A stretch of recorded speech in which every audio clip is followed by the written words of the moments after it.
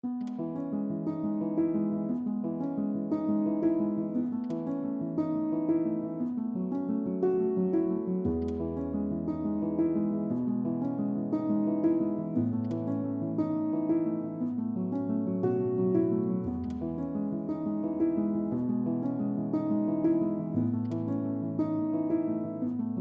make a year's worth of sourdough pizza dough at one time and then I freeze it. And anytime I want to use that dough, I pull it out the morning of and let it thaw. I have a full video tutorial and a blog post about how to make freezer friendly pizza dough and how to prep it for freezing. I'll leave links for those in the description box. But you can see here, this dough is thawed and ready to go. And all I'm doing now is just pressing it out sort of into a flatbread shape on a well floured counter. I'm making a walnut pesto pizza with ham and asparagus for more of a spring theme. You can make any type of pizza you want, but the trick to that is, for a busy weeknight at least, is don't use any toppings that require you to cook them in advance. So nothing like sausage, for example. So I'm simply just slicing up the asparagus so it's thin. I chopped up a little bit of ham. You could also use prosciutto, but the prosciutto was so expensive at the store. It was cheaper for me to buy a pound of ham than it was to get 3 ounces of prosciutto. So that's what I'm using. And so all my ingredients are prepped and ready to go. And I'm using this homemade basil pesto with walnuts that I made in the summer. And it's been in my freezer waiting for the right opportunity for use. So that's another great example of how you can make scratch made ingredients, throw them in the freezer, and then use them on busy nights. I'm not much of a meal planner in the sense that I don't sit down and jot out a week's worth of meals and then figure out what I have and what I need to get from the grocery store to make those meals. But I do meal plan in the sense of, in the morning, I figure out what I'm going to make that day and I pull out any ingredients that need to thaw for that day if necessary. Now, that's not to say that I don't forget to take things out of the freezer to thaw, because I actually forget to do that a lot. But if I can get my act together in the mornings and get everything out of the freezer, that makes scratch cooking so much easier. All I'm doing is just putting that pesto on the pizza that was made with basil from our garden, which makes it extra special, and then topping it with the asparagus, ham, cheese, a little bit of Parmesan, and then I baked it for about 10 minutes at 450, and that was it. This pizza took about 15 minutes in total to make. And what's really amazing about that is it's homemade sourdough pizza dough, it's homemade pesto with basil from our garden, and then it is just some simple ingredients that I threw on top. And it was so easy. And this ended up being our favorite thing that I made for this video. I feel like the other thing I should mention about a really quick pizza is don't get wrapped up in shaping your pizza. My husband can make a perfectly circular pizza. I cannot do that, not efficiently at least. Don't even worry about it. Just press it out with your fingertips and then make yourself a pizza. And with something this fast and that easy, you don't even have to wait until Friday for family pizza night. I am just checking these chicken thighs for any bones or cartilage. Just a side note, 3 times in a row from 3 separate batches of chicken thighs recently, I bit into bone or cartilage. And one time I thought it cracked my tooth. Luckily, it did not. But I am just taking care to make sure that there is nothing in those chicken thighs. And then I'm dredging them through a little bit of all-purpose flour, and then I'm pan frying them in a little olive oil in my cast iron skillet. Now, I often have issues with my house getting really smoky when I pan fry food. So what I like to do is I like to sear both sides of the meat, and then I like to transfer it into the oven.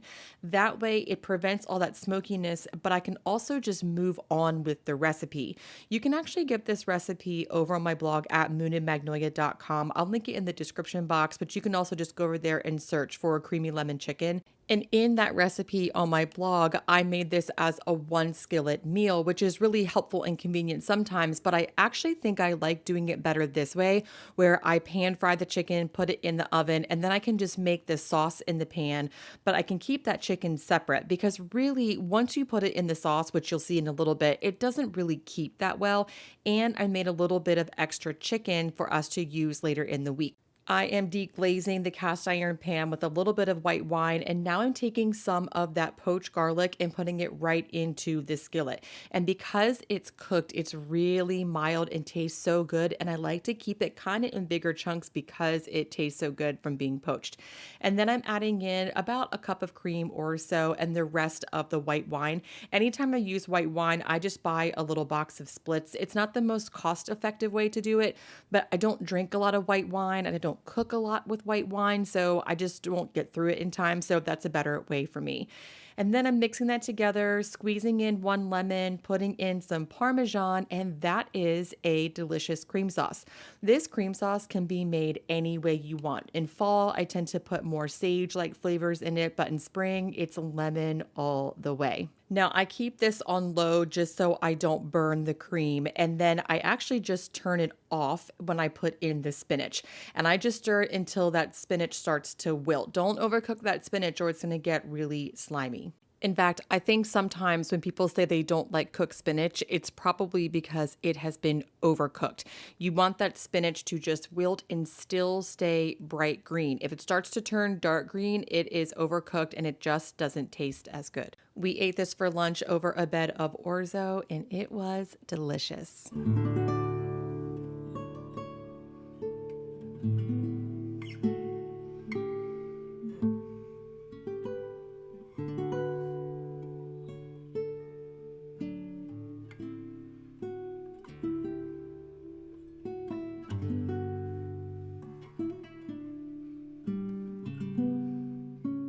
I am making a carrot cake overnight oats, and it didn't even dawn on me when I was making this video that I was doing two carrot cake recipes, but one's an actual carrot cake and one's really healthy. So there's an option for everybody here.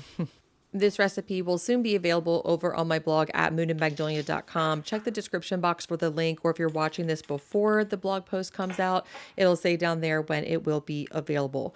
And what I like about this is it's just as easy to make 100 of these as it is to make one. Now, I have tried making a big batch in a bowl and then portioning them into individual jars. And not only was it really messy, it was hard to get the ingredients portioned correctly because more liquid got in one than the other. So I do recommend making them in individual jars if possible.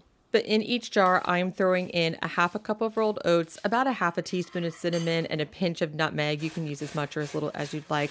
A quarter cup of freshly grated carrots, 1 to 2 tablespoons of maple syrup, 3/4 cup of whole milk, a quarter cup of full fat Greek yogurt. And I really like to use full fat Greek yogurt because it tastes good, but I also think it keeps me fuller longer. A half a teaspoon of vanilla extract, and then you can add in other things that you like. You can throw in some chopped walnuts like I did.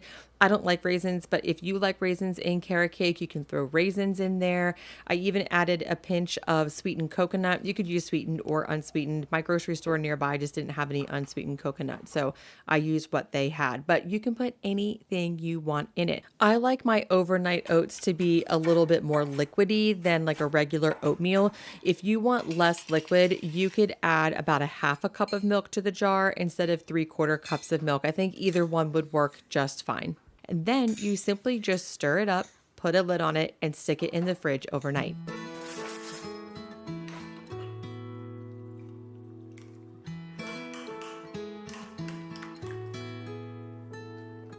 This is really my kind of breakfast for spring. Traditionally, I really like warm breakfast, but this time of year, I do like a cold breakfast, whether it's something like overnight oats or even a smoothie.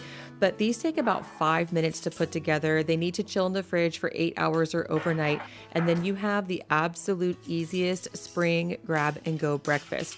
I like to dress mine up even more when I have it the next day. I added a dollop of vanilla yogurt, a little bit more coconut, and a sprinkle of chia seeds, and this is so good.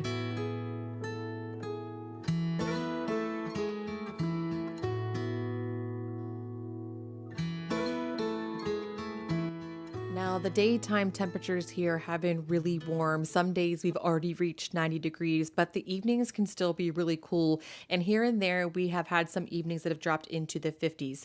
So I am making a fire roasted tomato and vegetable soup for this cool spring evening. And I know a lot of you live in places that maybe isn't quite so warm as it is here. So this is a really nice recipe to transition from winter into spring. I know when we're thinking of spring foods, we're thinking of things that are light and airy, but there's still a bit of a chill in the air sometimes, especially if you live somewhere that might have a colder climate than we do here in North Carolina.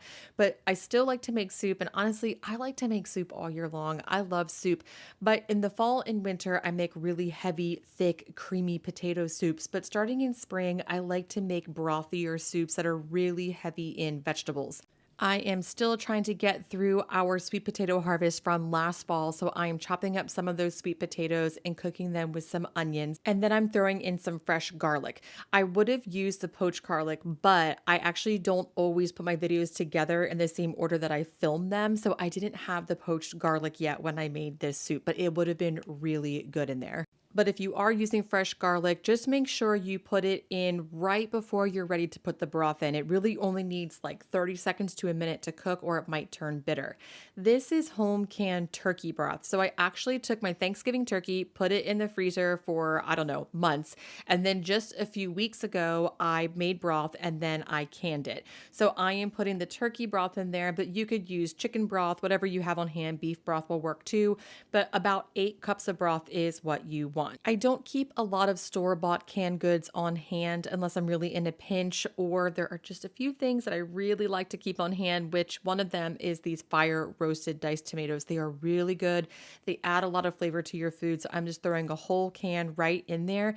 And then from here, the world is your oyster. You can put anything you want in there. I am picking a little bit of oregano from my garden.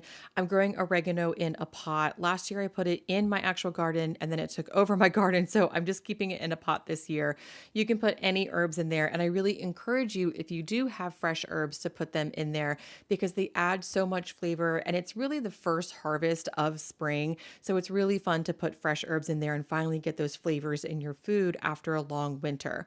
Now, I'm also putting in some freeze-dried cherry tomatoes from our garden last year. Anytime you put freeze-dried food in a pot like this, don't hold it over the pot. The steam will automatically start to rehydrate that food. So just pour it in your hand and then dump it into the pot. When cooking with freeze-dried food like this, you do have to alter the process a little bit and just check to make sure you have enough liquid. So first, freeze-dried food takes a little bit longer to reconstitute than what you think it would, especially when there's things like skin on it, like a tomato skin. So I'm putting them in about halfway through the cooking process, but I'm also checking to make sure that once they are fully reconstituted, that I still have enough broth because they're reconstituting with the broth, which makes them very delicious, by the way. But it also means that you might not have enough broth for your actual soup. So just keep an eye on that. And then I'm just throwing in some green beans and a little bit of red wine vinegar. And this is a delicious soup. Really, you can add anything you want here. Just make sure you time the vegetables appropriately. Cook the hard vegetables first, things like onions and carrots and sweet potatoes, because they take longer to cook. And then once you can pierce those hard vegetables with a fork, then you can throw in your softer vegetables, say like zucchini or green beans or cherry tomatoes, for example. You just want to make sure that you don't put them all together because those soft vegetables will overcook in the amount of time that it takes the hard vegetables to cook. But in any case, you can put anything you want in there, but the 3 things that I never leave out in this recipe are the cherry tomatoes, the fire roasted tomatoes, and that red wine vinegar. They are so good and really sets this soup apart. Your home is to enjoy it and to celebrate it. And for me, that almost always means I switch up what I'm baking. Some of my life's greatest joys and pleasures have been found in baking, and I really love to switch up my recipes and the flavors that I use for the season.